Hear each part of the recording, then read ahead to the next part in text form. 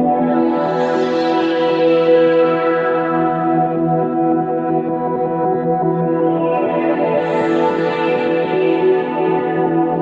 arrived. This is the Raise3D N2 Plus, for want of a better word, supersized printer.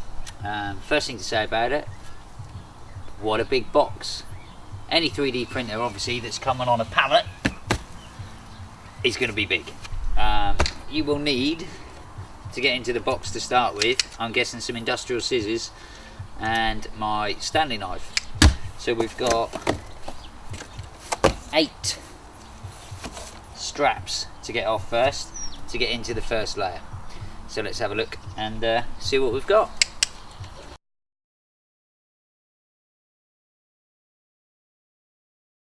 Okay, so it's going to be lots of supports and rubbish, I'm sure, by the end of this to get rid of.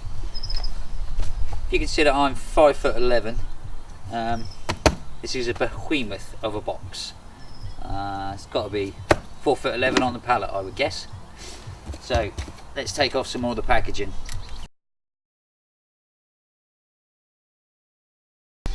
It's going to be plenty of clearing up when this is finished. So it looks like we've got a pop lid. Ooh, can't wait to see what's inside. Absolutely nothing. This is purely a protective top for the straps. So we've still got a solid lid. Going to cut into this with the tape.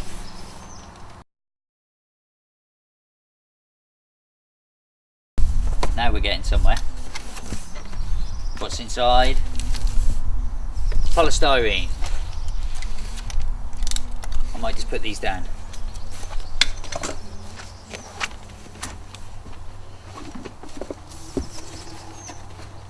Okay, so I did this outside because I didn't have the clearance, I don't think, to get the top off. Let's have a look what's underneath. Okay, so in here, this must be the lid for goes on the top of the enclosure. So I'll pop that aside safely, and then let's get back. So inside again, more polystyrene. There we go.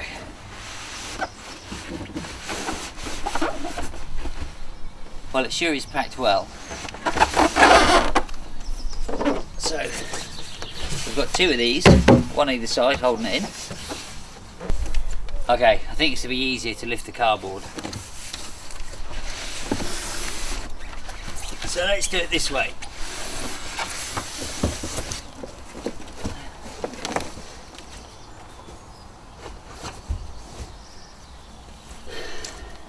Now let's see what we're sticking.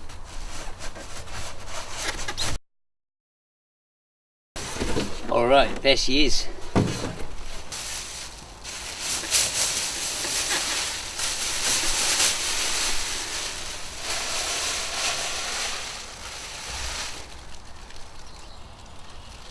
Wow.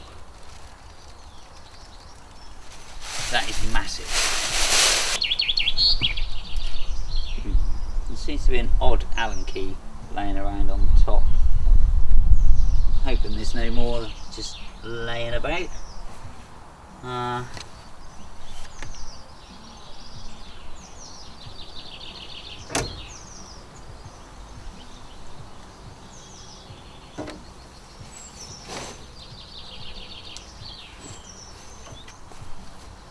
It's probably just me. I don't know why I expect the door to open the other way. No biggie, of course.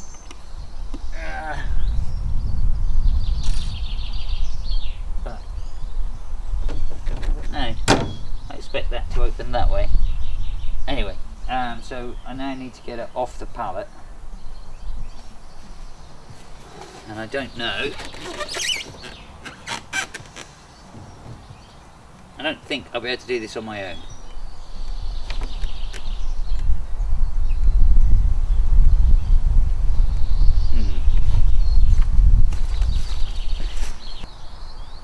Okay, so there was no way really I could do this on my own, and I had to get one of my neighbours to come and help me. So currently this is in my little workshop until we get it down to the big workshop. So let's have a little look. Okay, so we've got her indoors. Let's have a little look and see what we get with it. Obviously a huge build plate for a start, which looks like a beast. I see it's got some clips on the back there already. What's in the front here? So I can see there's a packet of what I presume it's probably PLA, is it? PLA in yellow, which would be fine if perhaps I should link High Five in and see if he's on hashtag High Five. I know he likes to print his Pokemon characters. You can have my yellow if you want it.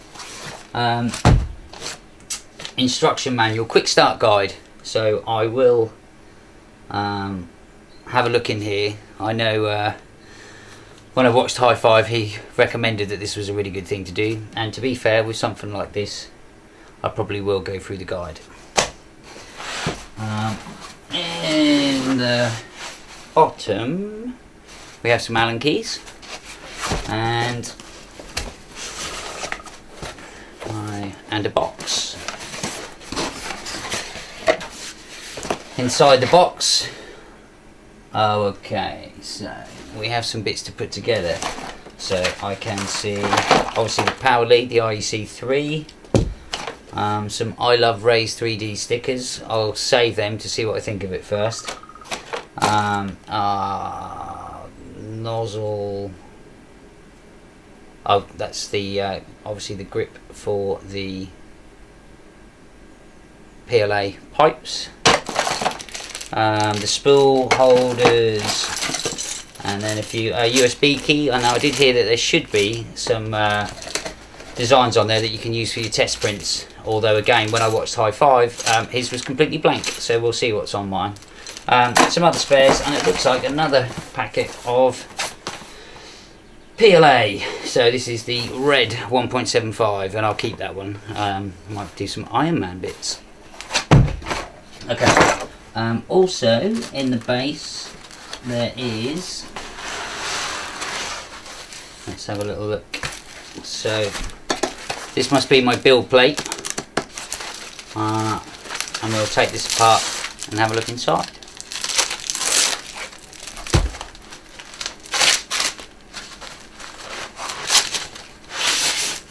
Okay, this surface face up. Right, now I don't know if you can see that, but that's cracked straight out of the box.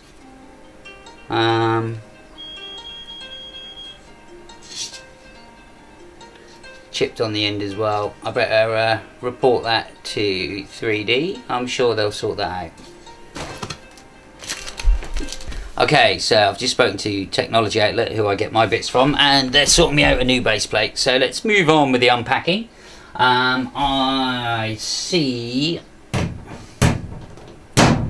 there is, which is not a bad thing, the rods are very well greased up here, and it's really hard not to get grease everywhere. I can see I've got fingerprints on here already, which is going to drive me crazy, but I will clean my hands up in a bit. So on the top here we've got a series of clips that we need to remove, and there's also some brackets that it's packed really well, that hold them in, that are holding it together at the top by the rail. So I'm going to do a close-up cutaway now of those, and let's get them out of the way.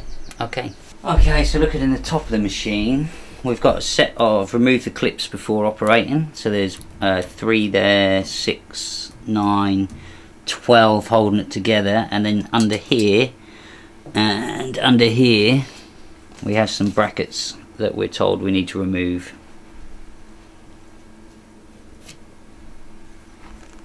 So the more grease. So the reusable tie wraps, which are always handy. Take these off first. So it's one there. I can see I've got one on the extruder head. Let's remove that one. There. One more. More grease. Another one in here. More grease. And then two more on this side. One there. And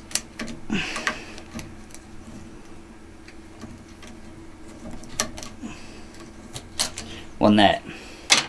So these clips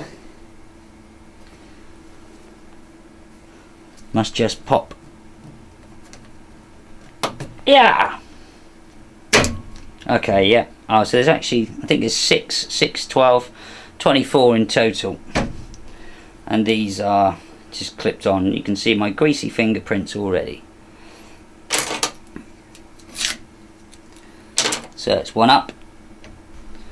So I'll just carry on with the rest of them. Not very interesting to watch, I'm sure. Actually, as a matter of interest, I didn't realise you could do this.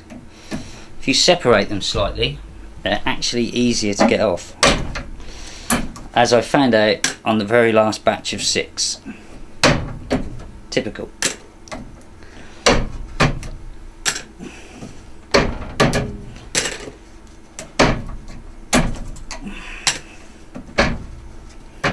Okay, so there we are, all removed. Now, slightly more greasy, and we're going to have a look at the clamps that need removing. Okay, so we need a 3mm hex.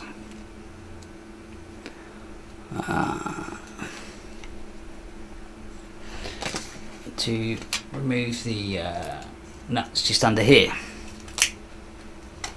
And again, this just holds everything together while it's in transit. It's appears to be very well packaged. Okay, one.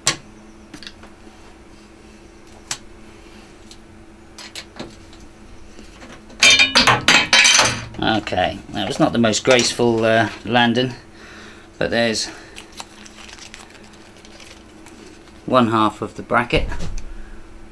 There's one half, and I accidentally just dropped the other half onto the floor.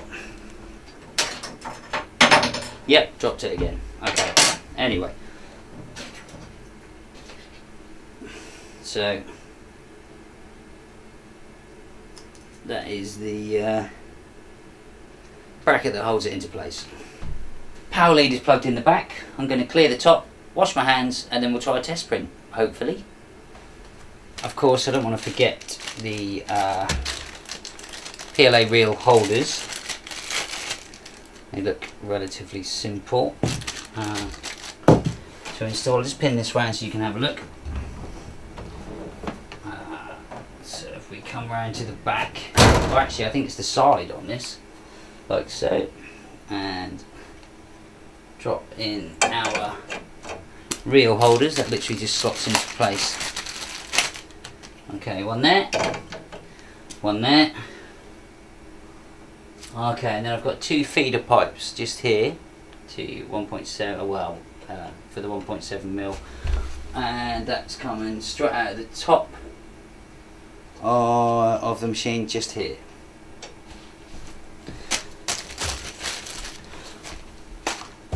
Also in the packet there are a pair of bulldog clips, which I'm going to place on the foot plate of my new bed,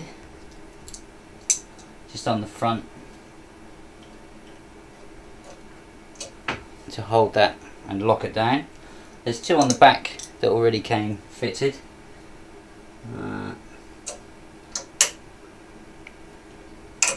And then they're ready to go. The doors do seem, you do have to give everything a little bit of a slam.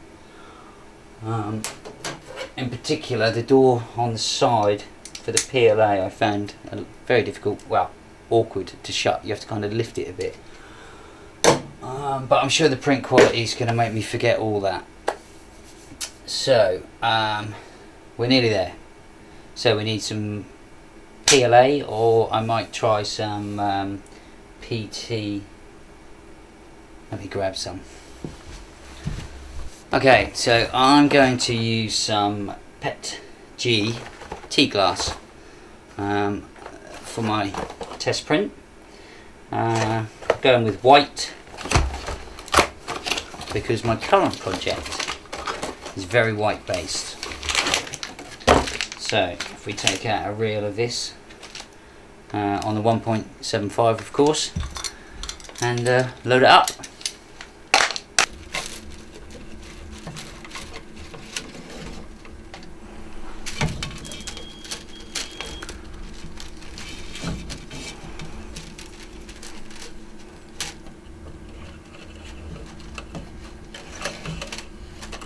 Okay, so reel 2, reel 1, and they're going to go feed over to the head. Okay, so I did read somewhere that you can use the plastic hose, obviously, which we feed this through, if you want to, or you don't have to.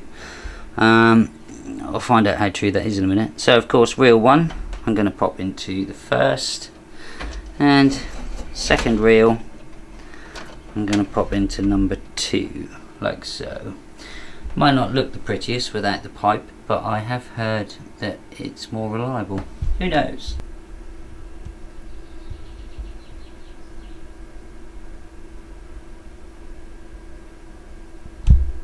I am going to try the USB key and see if there's anything on there. I'm going to power up, so I'm quite excited to see the touchscreen display. So let's turn. Oh, okay. So she's alive. Let's just wait for it to boot up, and I can then install the software and have a look.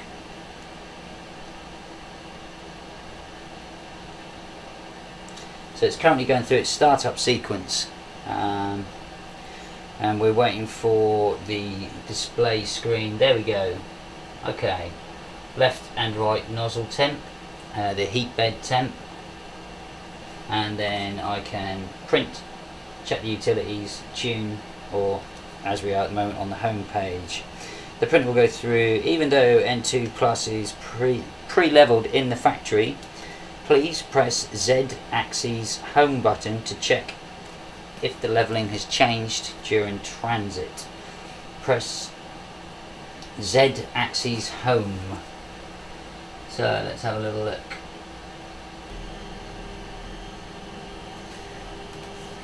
So it's now coming up. Might take a little while. While it's doing that, I'll read some more.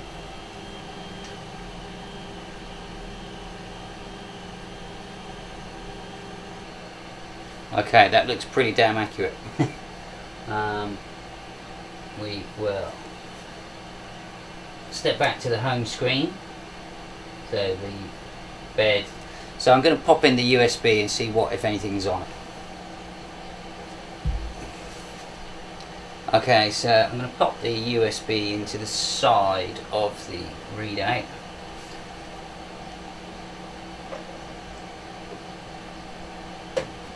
There's actually 4 USB slots right there.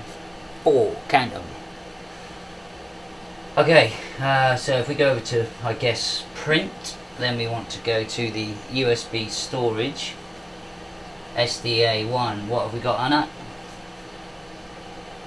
Nothing at all, it's completely blank. I'm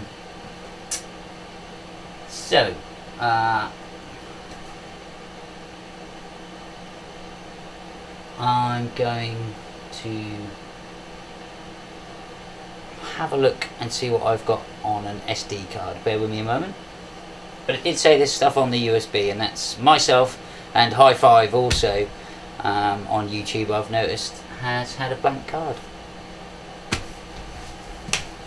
And there's nothing on the USB.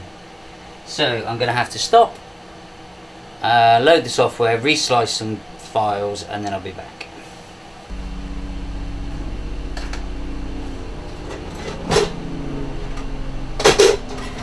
Okay, so we've installed the software.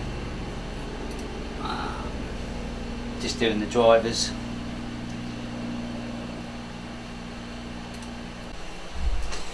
Okay, so for some reason it appears after all that it just doesn't like my old PC. So I've just got out the laptop, and as you can see the software's opened up on here fine. So let me add a file.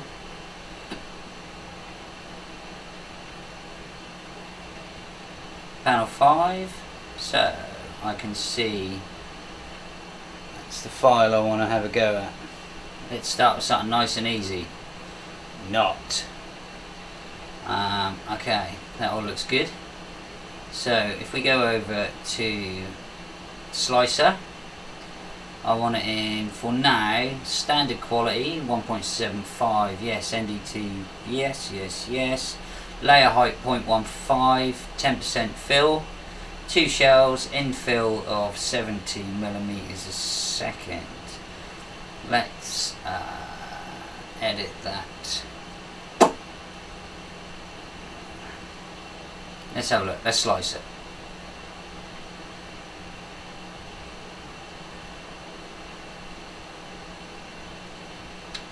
So it's saying approximately 4 hours, 35.1 grams of filament, panel 5 G code.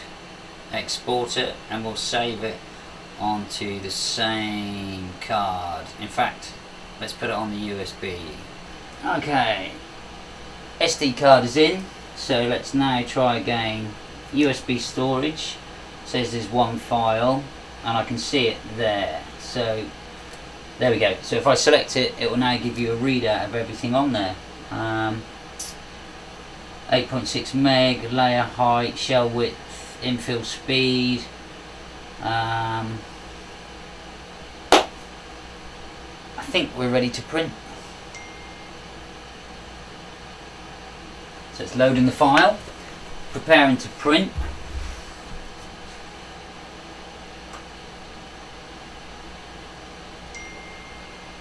Four hours, so it gives you a countdown, 4 hours left.